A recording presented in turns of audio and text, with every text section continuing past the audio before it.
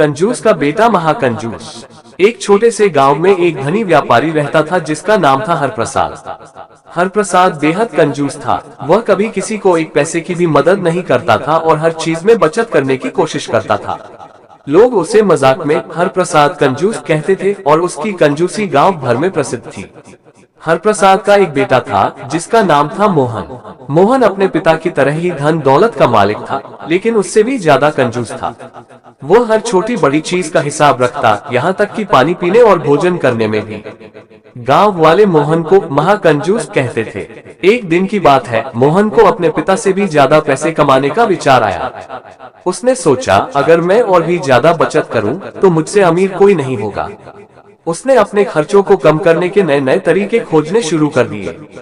घर में बिजली का इस्तेमाल बंद कर दिया, भोजन में सस्ती चीजें खाने लगा और उसने अपने नौकरों को भी निकाल दिया ताकि उनके वेतन पर भी बचत हो सके। गांव में एक बुजुर्ग आदमी रहते थे जिन्हें लोग बुद्धिमान मानते थे। उनका नाम था रामू काका। उन्होंने मोहन को इस तरह कंजूसी करते देखा तो उसे समझाने की कोशिश की, बेटा पैसा जरूरी है, लेकिन जीवन में इसका सही उपयोग भी जरूरी है। ज्यादा कंजूसी से जीवन का आनंद चला जाता है। लेकिन मोहन को इन बातों से कोई फर्क नहीं पड़ा। वह अपने कंजूसी के तरीकों में और ज्यादा डूब गया। यहाँ तक कि उसने अपने घर के कपड़े भी धोना बंद कर दिए ताकि पानी और साबुन की बचत हो सके। कुछ साल बीत गए और मोहन की कंजूसी की आदत इतनी बढ़ गई कि वह किसी से भी मेल जोल नहीं रखता था। लोग उसे अजीब नजरों से देखने लगे। कोई उससे बात करने नहीं आता क्योंकि वह हमेशा पैसे की बातें करता और दूसरों से भी पैसे बचाने की सलाह देता। फिर एक दिन मोहन बीमार पड़ गया। वह डॉक्टर के पास नहीं गया क्योंकि उसे डॉक्टर की फीस बचानी थी। धीरे धीरे उसकी हालत और खराब होती गई। गांव के लोग उसे समझाने आए, लेकिन उसने किसी की एक न सुनी।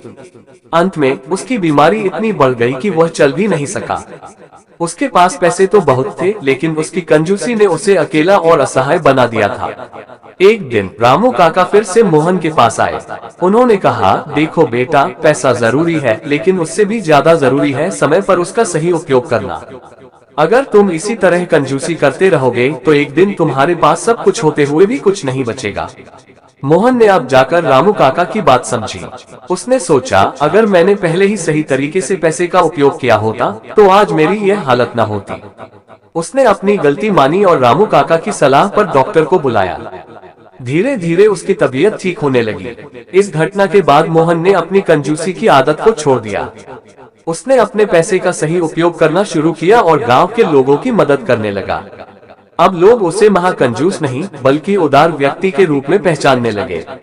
मोहन को ये समझ में आ गया था कि पैसा जीवन का हिस्सा है, लेकिन उसका सही इस्तेमाल और दूसरों के साथ इसे बांटने से ही सच्ची खुशी मिलती है।